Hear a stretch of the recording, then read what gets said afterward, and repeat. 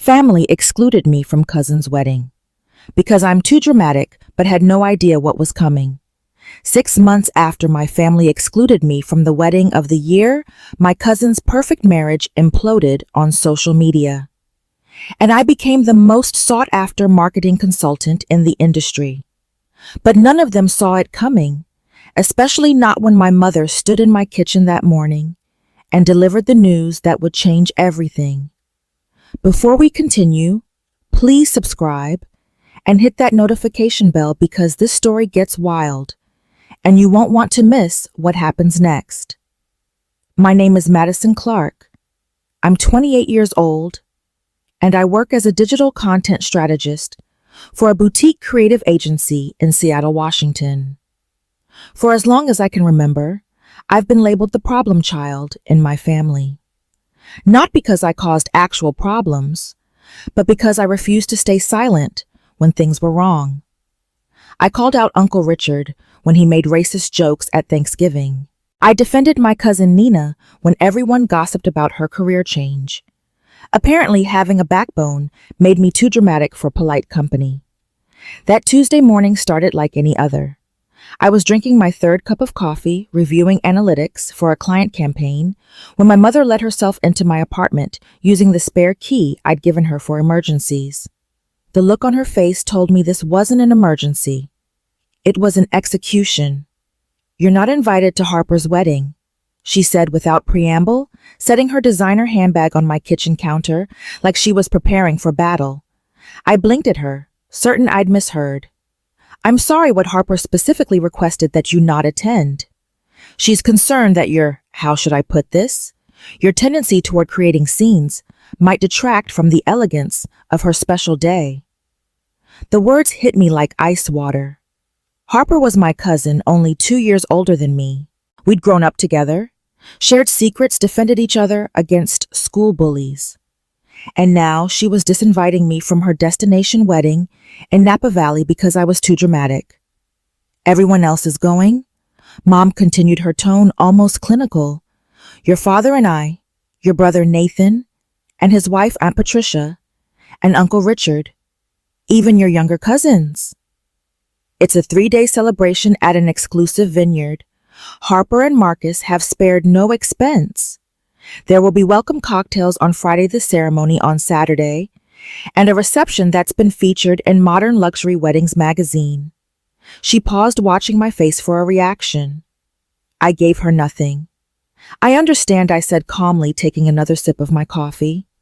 My mother's eyes narrowed. "That's it. You're not going to argue or make this difficult." "Why would I?" "Clearly Harper has made her decision. I respect her wishes for her wedding day." The truth was, I felt like someone had punched through my chest and ripped out my heart.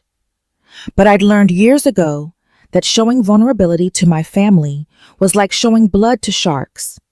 They would circle, they would attack, and they would use every tear against me later. Well, Mom said, clearly disappointed by my lack of drama. "I'm glad you're being mature about this. I need to get to the airport. We're all flying out tomorrow to help with final preparations. Have a wonderful time," I said, already turning back to my laptop. After she left, I sat in silence for exactly 10 minutes. Then I opened my laptop and started researching every detail I could find about Harper's wedding. Social media had made it easy.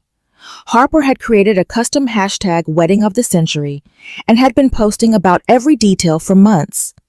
The venue, the designer dressed the celebrity wedding planner, the influencer photographer. Everything was curated for maximum social media impact. And that's when the idea hit me. I pulled up my professional network and started making calls. By that afternoon, I'd secured an invitation to a completely different wedding happening the same weekend.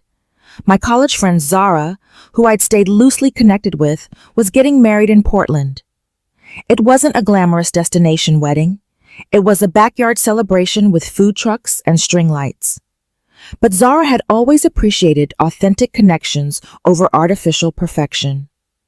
The following Friday, while my entire family jetted off to Napa Valley, I drove 2 hours to Portland with my camera equipment and a plan that would either make me look brilliant or completely insane. Zara's wedding was everything Harper's probably wasn't. Real. Her grandmother cried during the ceremony, not the pretty single tear kind of crying, but the ugly sobbing that comes from genuine emotion. The best man's speech included an embarrassing story about the groom getting food poisoning in college. A bridesmaid's heel broke, and she just took off both shoes and danced barefoot. The flower girl refused to walk down the aisle and had to be carried by her father. It was messy and imperfect and absolutely beautiful. I documented everything. Not the post-filtered Instagram perfect moments, but the real ones. The grandfather sneaking cake before dinner. The bride's mother fixing her daughter's makeup after happy tears ruined it. The groom's sister giving an unscripted speech about addiction and recovery that had everyone simultaneously crying and laughing. The couple's first dance, where they both forgot the choreography and just held each other and swayed. I captured authenticity, raw, unfiltered human connection. That night back in my Seattle apartment, I crafted a social media post that would change everything. I wrote about being excluded from my cousin's wedding because I was too dramatic. I wrote about finding real joy at a different celebration where imperfection was celebrated rather than hidden. I wrote about the difference between weddings designed for social media and marriages built for real life. I posted the content across multiple platforms with my professional accounts, including before and after photos, showing the contrast between staged wedding photography and genuine emotional moments. I didn't name Harper directly, but I didn't have to. The internet is brilliant at reading between lines. The response was immediate and overwhelming. Within 6 hours, my post had 50,000 shares. Within 12 hours, it had 500,000. News outlets started picking up the story. Major brands started reaching out.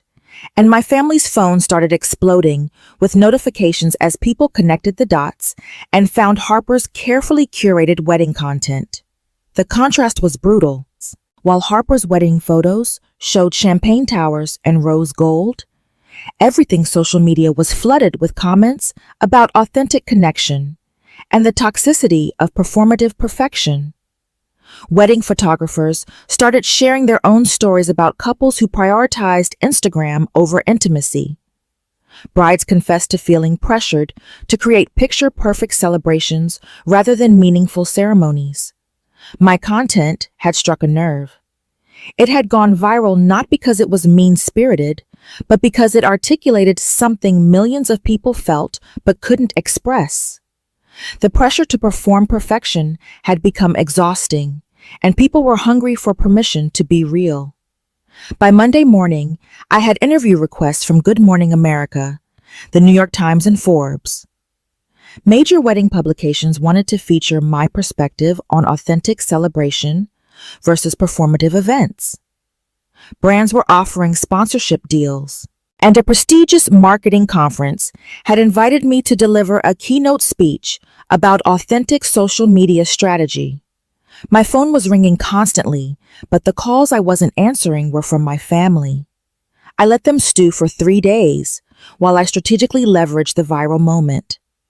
I gave carefully crafted interviews that focused on authentic marketing principles rather than family drama. I positioned myself as an expert on genuine brand storytelling in an age of filtered perfection. Every interview led to more opportunities. Every opportunity expanded my professional network. When I finally answered my mother's call on Thursday, her voice was shaking with barely controlled rage. "What have you done? Do you have any idea what you've created?" Harper is devastated. The wedding was supposed to be her moment, and now everyone is talking about authenticity and calling her shallow. People are leaving nasty comments on her photos. Someone even created a meme comparing her wedding to Zara's. "I didn't create anything," I said calmly. I shared my professional perspective on authentic marketing and genuine celebration. If people connected that to Harper's wedding, that says more about her choices than mine. You did this on purpose. You couldn't stand that she didn't want you there, so you sabotaged her happiness. Did I? Or did I simply demonstrate the difference between performance and reality? Harper excluded me because she thought I'd be too dramatic. Ironic considering her entire wedding was designed for dramatic effect. The silence on the other end was deafening. Your father and I are extremely disappointed in you. You're disappointed that I turned rejection into opportunity, that I built a career moment out of being excluded. That's fascinating, Mom. Tell me, how's Harper's marriage going? Because viral wedding content is great, but actual partnership requires authenticity, not aesthetics. I hung up before she could respond. The truth was, I felt zero guilt. Harper had excluded me to protect her perfect image, and that exclusion had freed me to build something more valuable than a spot in her wedding photos. I'd built a brand. Over the next 2 months, my career trajectory changed completely. The boutique agency I worked for promoted me to senior director and gave me a team. My LinkedIn profile exploded with connection requests from industry leaders.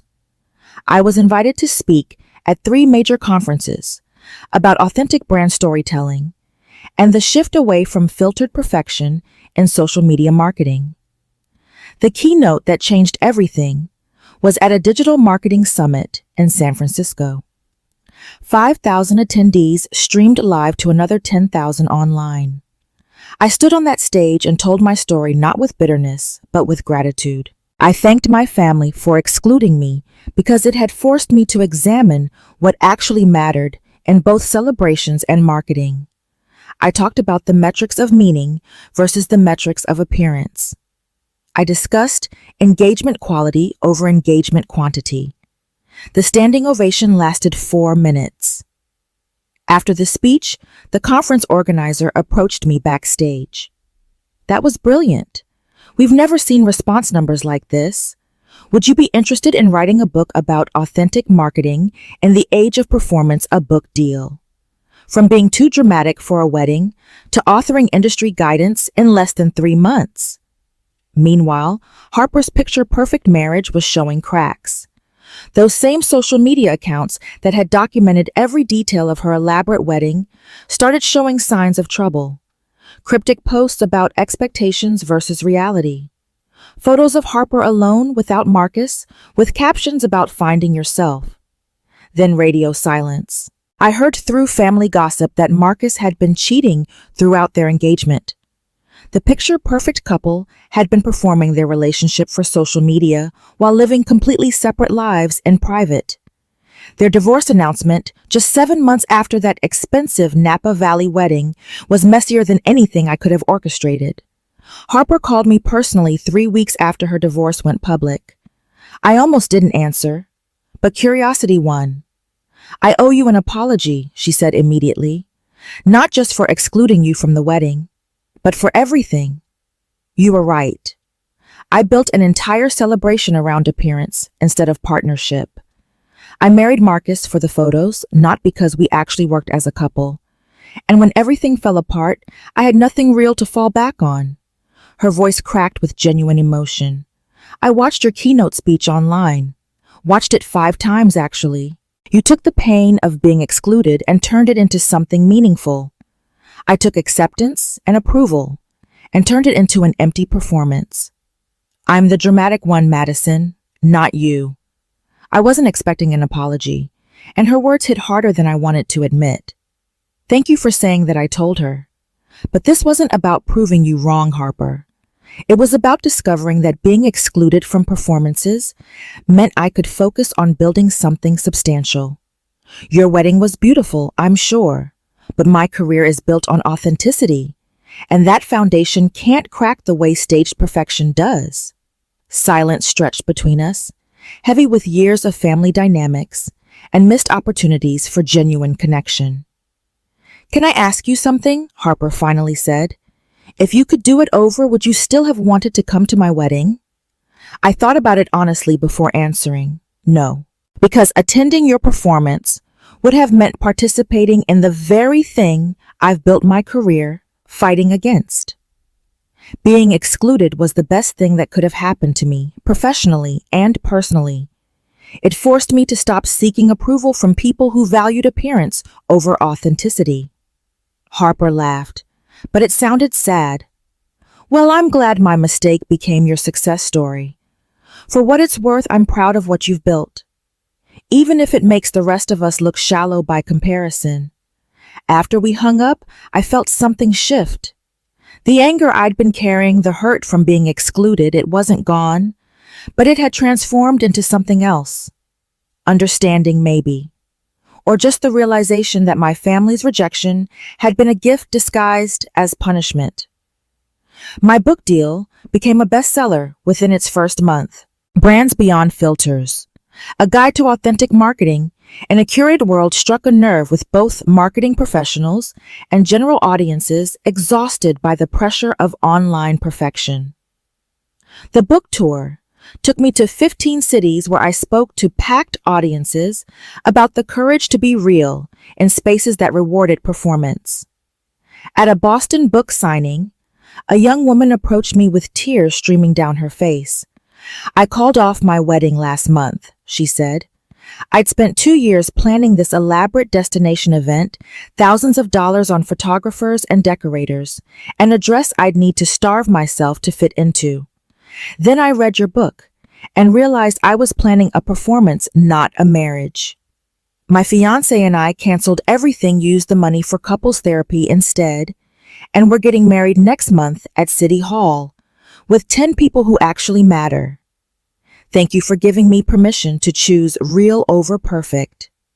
Stories like hers arrive daily.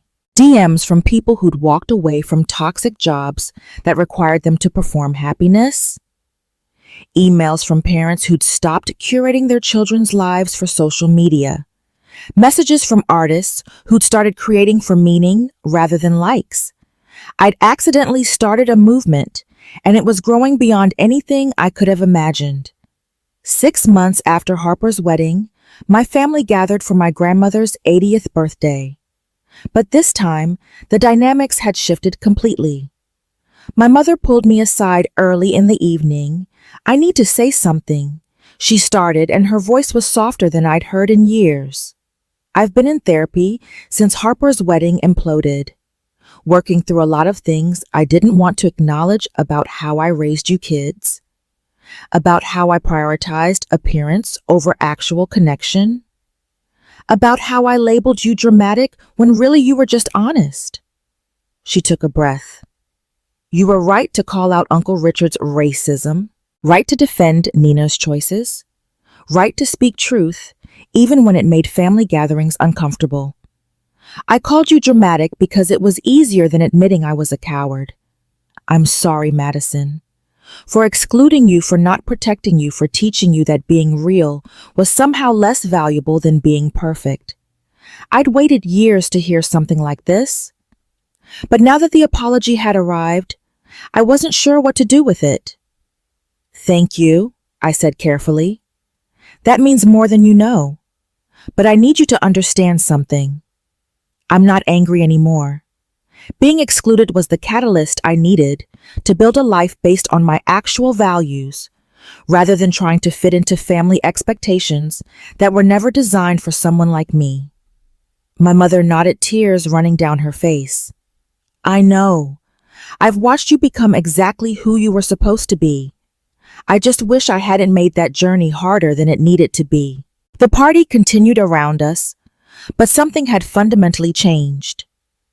My family started asking real questions about my work, my life, my perspectives. Not to judge or correct, but to genuinely understand.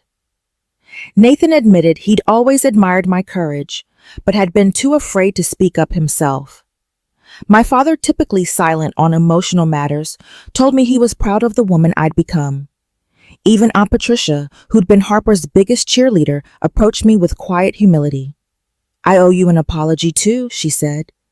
I encouraged Harper to exclude you because I thought you'd overshadow her big day. Turns out your absence became the most powerful presence of all. I'm sorry, Madison. You deserved better from all of us. The apologies kept coming, each one chipping away at years of accumulated hurt. But what struck me most wasn't the apologies themselves. It was the genuine change I saw in how my family now interacted. They asked questions instead of making assumptions. They allowed space for disagreement without demanding conformity. They celebrated authenticity rather than performance. My grandmother, watching all of this unfold, pulled me into her arms at the end of the night. "You know what I'm most proud of," she whispered. "You took their rejection and built something beautiful. You didn't get bitter, you got better. That's real strength, sweetheart. That's the kind of woman who changes the world." Later that month, I received an invitation that felt like full circle closure. A major wedding industry publication wanted to feature me as their cover story for their annual authenticity issue. The interview would discuss my journey from excluded family member to industry thought leader. They wanted to shoot the photos at a small, intimate wedding, celebrating real love rather than performative perfection. The interview became one of my most widely shared pieces of content. In it, I talked about how exclusion had freed me to discover my actual values, how rejection had become redirection, how being labeled too dramatic had actually meant being too honest for spaces built on pretense. The article generated another wave of speaking invitations, consulting offers, and brand partnerships. But more importantly, it generated conversations. Thousands of comments from people sharing their own stories of being excluded, labeled, or dismissed for refusing to perform. The comment section became a community of people finding strength in authenticity. One comment in particular caught my attention. It was from a wedding photographer who'd worked Harper's Napa Valley celebration. "I was there that weekend," the comment read. "I watched a family exclude their daughter for being authentic while celebrating a couple who was performing their relationship for cameras. I watched the bride panic over every detail, being Instagram perfect, while the groom flirted with bridesmaids. I captured beautiful photos of a hollow event. Then I went home and questioned my entire career. Your story gave me permission to start turning down clients who want performance over partnership. Thank you for that courage." The ripple effects continued expanding. Wedding vendors started advertising authentic celebration packages. Couples began requesting unplugged ceremonies where guests experienced moments rather than documented them. A movement toward meaningful celebration over performative perfection was gaining momentum, and I'd somehow become its reluctant spokesperson. At my next keynote speech, a corporate marketing conference in Chicago, I opened with the story that had started everything. I was excluded from my cousin's wedding because I was too dramatic. My family thought I'd cause a scene at her carefully curated celebration. They were right to worry, but not for the reasons they imagined. The scene I caused wasn't at her wedding. It was in the aftermath, when I chose to build a career on the very qualities they'd rejected me for. Being honest, being real, being unwilling to perform perfection. The audience of 2,000 marketing professionals erupted in applause. "I didn't sabotage my cousin's wedding," I continued. "I simply showed the world what authentic celebration looks like when you're not performing for cameras." And the contrast was so stark that it exposed the emptiness of events designed for social media rather than actual connection. That exposure wasn't my revenge. It was my liberation. After the speech, the line for the book signing stretched around the conference center. A young professional in her early 20s stood before me, holding my book like a sacred text. "I'm getting married next year," she said. "I've been planning this elaborate event because that's what I thought I was supposed to want. Massive guest list, expensive venue, every detail designed for Instagram. But your work made me realize I was planning my wedding for strangers on the internet, not for my partner and me. We're completely redesigning everything. Smaller guest list, focus on meaning rather than aesthetics. Celebration of our actual relationship rather than performance of an ideal one. Thank you for showing me there's another way. These interactions happened daily now. My email inbox overflowed with similar stories. People who'd walked away from performative friendships, professionals who'd quit jobs that required them to present false versions of themselves, parents who'd stopped curating their family's image for social media approval. The movement I'd accidentally sparked was fundamentally changing how people approached not just weddings, but life. A year after the exclusion, that changed everything. I was invited to deliver a TED Talk. The topic was obvious. From dramatic to dynamic turning, exclusion into empowerment. I stood on that iconic red circle and told my story to millions. When people label you as too much, I said to the camera, what they're often saying is that you're too much for them, too honest for their comfort, too real for their performance, too authentic for their curated world. And that's okay, because those spaces were never designed for people like us anyway. The talk went viral naturally. It was shared across platforms, discussed in classrooms, featured in therapy sessions, and corporate training programs. My exclusion from one wedding had somehow transformed into a broader conversation about authenticity, belonging, and the courage to be real in spaces that reward pretense. Harper reached out again after the TED Talk aired. She'd remarried quietly to a man she'd known since college. No destination venue, no celebrity photographer, no social media campaign. Just 20 close friends and family at a local park celebrating love rather than performing it. I watched your TED Talk, she texted. Made me cry. Not sad crying, but grateful crying. Thank you for teaching me, even though I fought the lesson, that real is always better than perfect. My new husband and I are building something authentic. It's not pretty for cameras, but it's genuine. I finally understand what you were trying to show me. I smiled reading her message. The revenge some people expected me to want had never been about Harper's failure. It had been about my success, about taking rejection and building something so substantial that exclusion became irrelevant. My company, Authentic Brand Solutions, now employed a team of 15. We worked exclusively with clients committed to genuine storytelling over performative marketing. Our client roster included major corporations rethinking their social media strategies, small businesses building authentic community connections, and individuals crafting public presences rooted in actual values rather than curated images. The revenue from my book, speaking engagements, consulting work, and training programs had exceeded anything I'd earned in traditional employment. But more than the money, I'd built something meaningful. A career that aligned with my values. A platform that promoted authenticity. A life where being too honest, too real, too dramatic was actually my greatest professional asset. At family gatherings now, I'm not the black sheep. I'm not the dramatic one. I'm not the troublemaker who needs to be managed or excluded. I'm Madison, the successful entrepreneur who built an empire on the very qualities they'd once rejected. My mother introduces me to her friends with obvious pride. Nathan asks my advice on his own career challenges. Even Uncle Richard, who I'd called out for his racist comments years ago, approached me at Christmas to apologize and acknowledge that my confrontation had started his own journey toward examining his prejudices. The family that excluded me had been transformed by watching what I built in their absence. But the most satisfying moment came at Harper's grandmother's funeral, 2 years after the wedding exclusion. The family gathered to share memories, and my Aunt Helen Harper's mother asked if I'd speak.